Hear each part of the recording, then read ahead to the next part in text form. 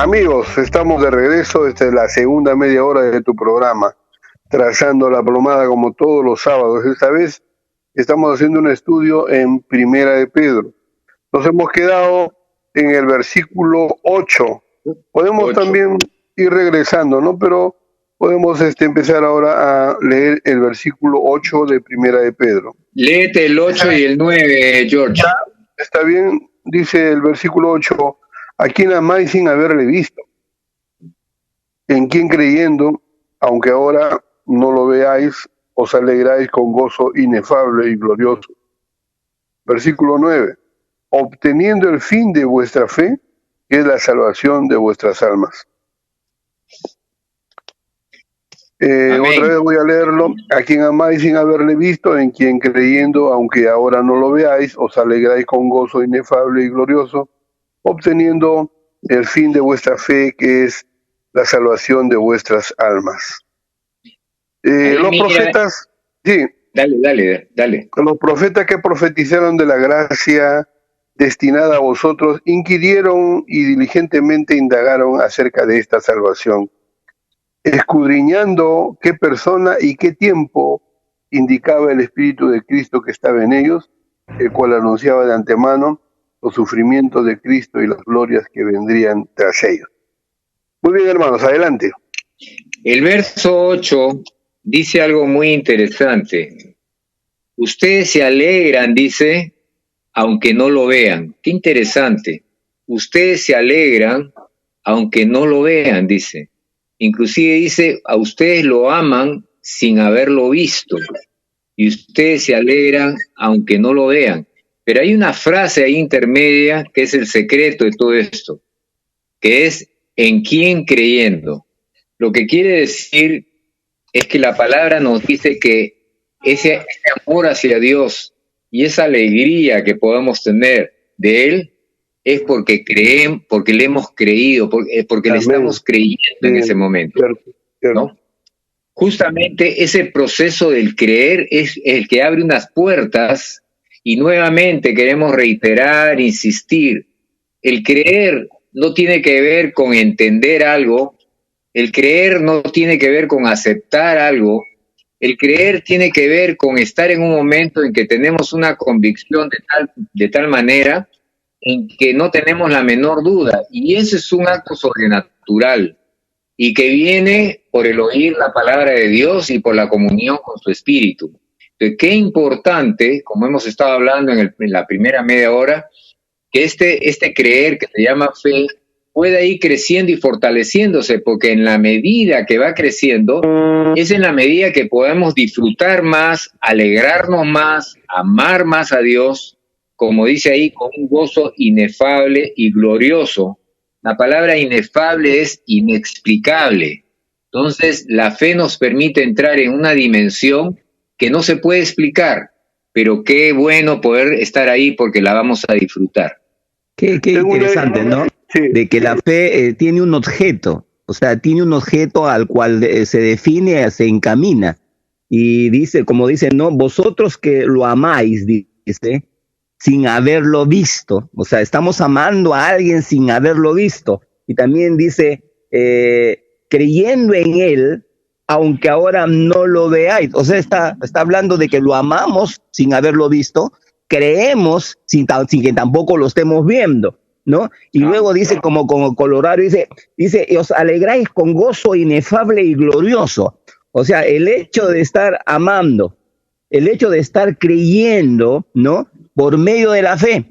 ¿Por qué? Porque el objeto de la fe implica que es una persona y nos termina diciendo que esa persona es el portador de nuestra salvación. Y dice el verso 9, obteniendo el fin de vuestra fe, que es la salvación de vuestras almas. Y aquí la salvación no tiene que ver con un evento. O sea, un evento es el día que nosotros hemos nacido y lo festejamos cada fecha en la cual nos tocó en el mes de ese año. La salvación aquí tiene que ver con una persona, porque el objeto de la fe es Jesucristo, ¿no? Y es ahí en donde nosotros estamos reflexionando de que nosotros tenemos que crecer en ese amor y en este creerle al Señor Jesucristo, que es el objeto de nuestra fe del día a día, en el momento a momento, para que podamos crecer. Y como dijimos en la primera media hora, necesitamos esas experiencias de prueba para que podamos, madurar esa clase de relación que tenemos con alguien que no vemos. Necesitamos esa clase de relación para poder nosotros creer aquel en la cual nosotros no vemos, porque tenemos que amar sin ver y tenemos que creer sin ver, porque eso es lo que habla la fe. La fe es la certeza de lo que se espera, la convicción de lo que no se ve. Cierto.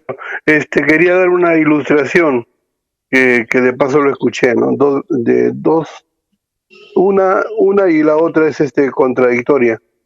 Un niño le dice a su papá, papá, si me tiro de acá, recíbeme en tus brazos. Y era una altura regular, ¿no? Entonces el niño se avienta y el papá lo recibe en sus brazos. Y digamos ahí, el niño está confiando en que su padre lo va a recibir. En otra oportunidad escuché otro ejemplo que decía que el niño estaba en una altura regular y otro papá dice, hijo, tírate, yo te espero, yo te tiro. A ver, papá, pero me da miedo. No, tírate nomás, hijo, yo te voy a recibir acá. Y de repente el niño se tira, se lanza, pero el papá no lo recibe en sus brazos y el niño se golpea, ¿no? Y llora, ¿no? Entonces el papá le dice, eso es para que no confíes en nadie, eso es para que no crees en nadie. Entonces, sí, mira, y sin embargo lo hay. Y el papá eso es lo que quería grabar en él. Pero Dios lo que quiere grabar en nosotros es que le creamos.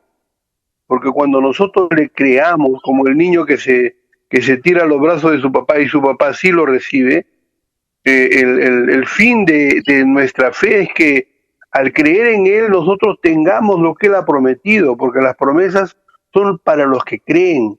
Si yo creo, entonces recibo lo que el Señor ha logrado en la cruz del Calvario con su muerte y su resurrección. De lo contrario, no vamos a obtenerlo y a veces hasta podemos decir por qué a Él le da y por qué no me da a mí. Bueno, a Él le da porque Él ha hecho leyes espirituales, Él ha hecho mandamientos, leyes, los principios que si tú los vives, si tú los crees, los resultados lo vas a ver en tu vida. Y lo otro no, otras personas pues no creen en los principios, o si solamente lo conocen, no van a recibir tampoco los beneficios. El creer es como el niño que se tira sobre los brazos de su papá y su papá lo recibe. Pero a veces, para terminar, a veces en la vida hemos sido dañados.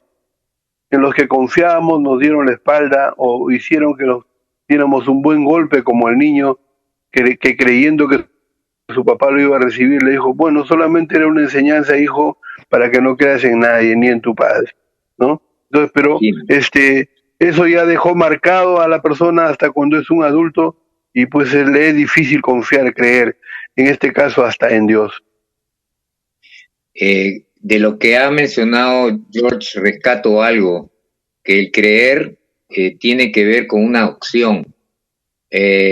Hay veces se confunde el creer con conocer algo o entender algo, pero no, dice la Escritura que la fe viva se manifiesta por obras que muestren que realmente uno está creyendo.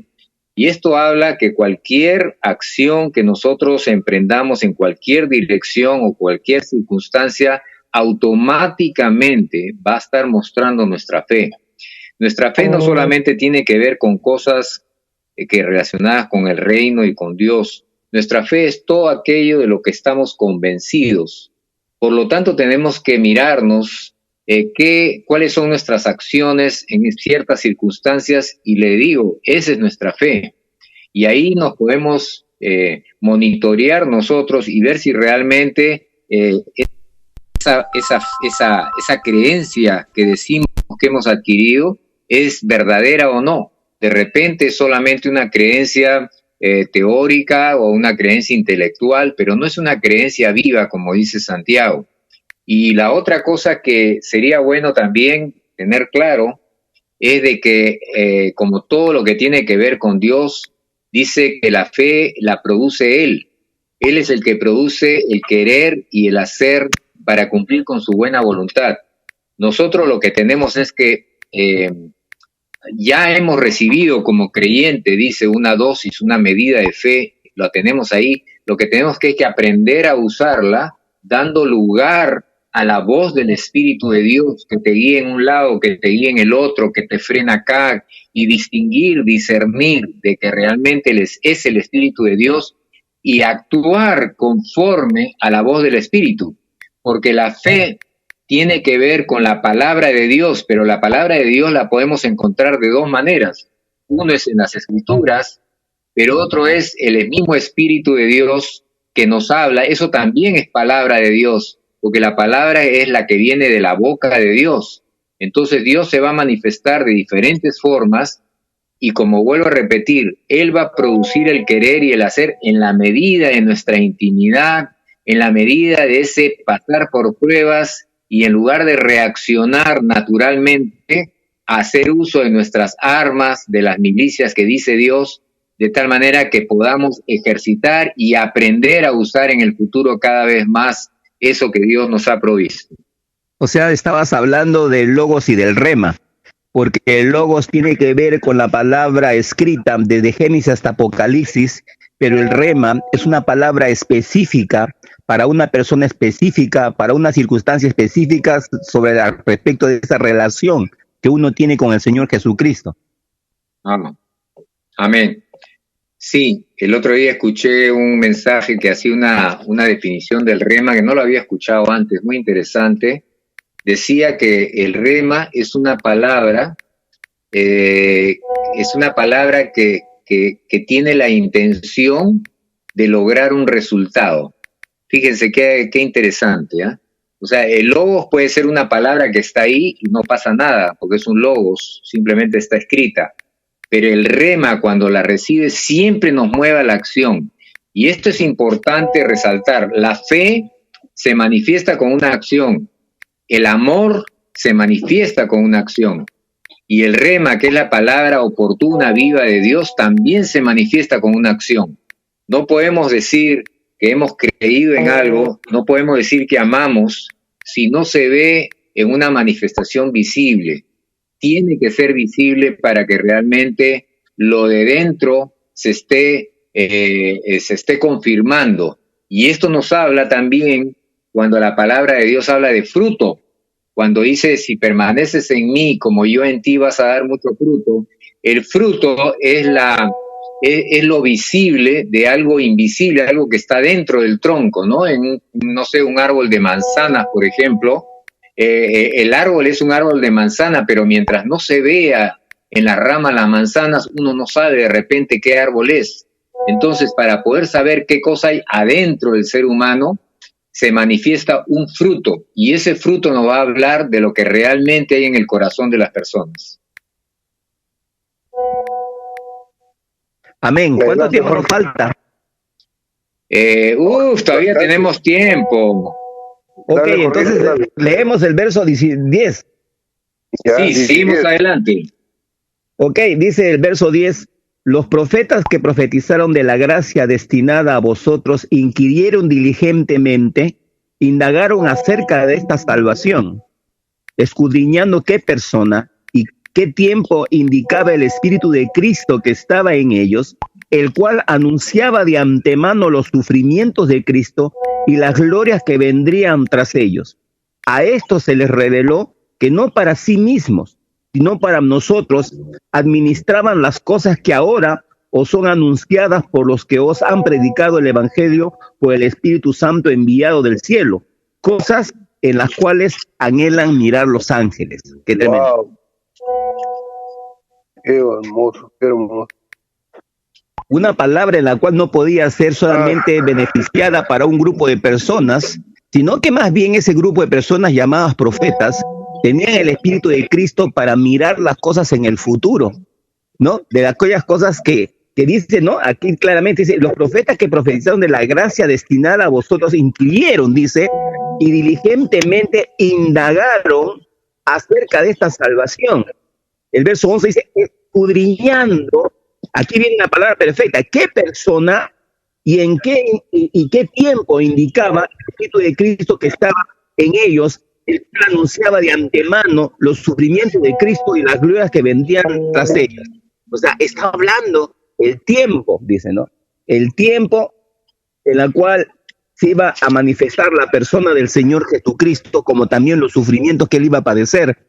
Y eso estaba ahí siendo revelado por el Espíritu Santo en los profetas.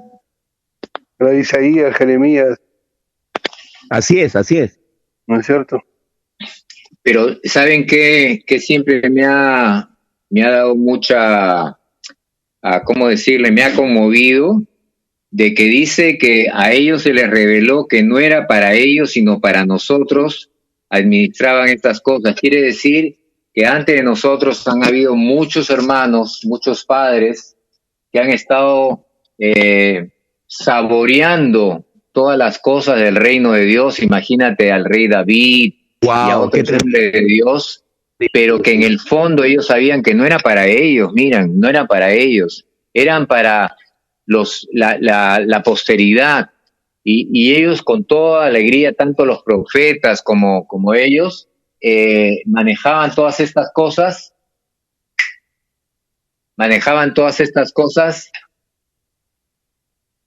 o sea, la miraban antes de que sucediera. Sí, y lo estaban manejando. Mire el amor de esta gente. Sabían que no era para ellos, eran para su descendencia. Entonces, y nosotros somos esa descendencia. Entonces, ¿qué responsabilidad tenemos de honrar a aquellos anteriores a nosotros? Hermanos mayores. Hermanos mayores que, han escrito las escrituras, las tenemos con ellos, los testimonios. Hebreos guardaron la palabra, guardaron la fe. Sí. El guardaron la palabra, 11, ¿no? Guardaron la fe, ¿no? Sí, interesante. Y todo eso ha ido de generación en generación, porque al final, inclusive no solamente es ese espíritu abnegado de amor hacia una descendencia que no conocían y somos nosotros, sino además dice que los ángeles están sorprendidos que Dios haya dispuesto que una generación pueda disfrutar de esta salvación tan grande, ¿no? Imagínate, hasta los ángeles están sorprendidos, ¿no? Wow. Permítame recitar una parte de un salmo que hace David, creo. Dice: Señor, cuando veo los cielos, obras de tus dedos, la luna, las estrellas que tú formaste, y digo, ¿qué es el hombre para que te acuerdes de él?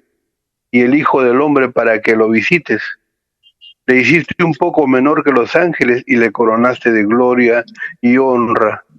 Y dice el salmista: oh Señor, cuán glorioso es tu nombre en toda la tierra. Amén. Y tal vez por eso es que en el capítulo 2 de Hebreos dice, ¿no? Es necesario que con más diligencia presten atención a las cosas que han oído, no sea que se deslicen. Y después agrega, ¿no? ¿Cómo escaparemos nosotros si descuidamos una salvación tan grande? Realmente hay veces no perdemos de vista el apreciar lo que Dios nos ha otorgado, ha abierto, dice, en los últimos tiempos, a cuánta gente que le da la oportunidad de participar de una salvación tan grande, la cual, habiendo sido anunciada primeramente por el Señor, nos fue confirmada por los que oyeron. Es algo tan... la verdad es que no hay palabras para poder describirlo, cuando uno se adentra en la magnitud de lo que Dios ha preparado para los que le aman. Y quisiera dejar, ya faltando pocos minutos para terminar esta media hora, quisiera dejar el verso 4 del capítulo 2 de Hebreos como una plataforma para poder reflexionar que de todo lo que tiene que ver con Dios, si bien es cierto es invisible a los ojos físicos, pero Dios espera que se vuelva visible. Como hemos hablado de la fe, tiene que haber un acto de fe, el amor tiene que haber un acto de amor. Y miren lo que dice acá dio sobre esta salvación que fue confirmada por los que oyeron. Dice, dando testimonio Dios juntamente con estas personas, con señales, prodigios, diversos milagros y repartimiento del Espíritu Santo según su voluntad. Es decir, Dios, dentro de su plan, quiere mostrar milagros, prodigios, señales, cosas sobrenaturales, como un testimonio de que efectivamente Dios está presente en esta tierra. Pero eso lo va a hacer no en una forma, fuera de lo que es su pueblo, sus hijos. Lo va a hacer a través de todos aquellos que realmente hayan desarrollado la fe y permanezcan en ella.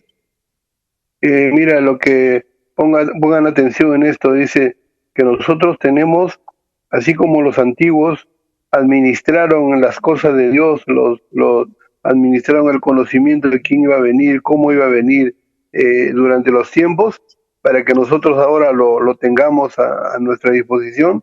De igual manera, ahora nosotros, dice en el versículo 12, versículo 13, dice, por tanto, ceñid los lomos de vuestro entendimiento, sed sobrio y esperad por completo en la gracia que se os traerá cuando Jesucristo sea manifestado. Ahora, en el tiempo presente, nosotros, Jorge Miranda, César Vila y Jorge Aranguri, también tienen una responsabilidad de parte de Dios de seguir entregando a la siguiente generación la administración o la administración de la gracia del Señor. Amén.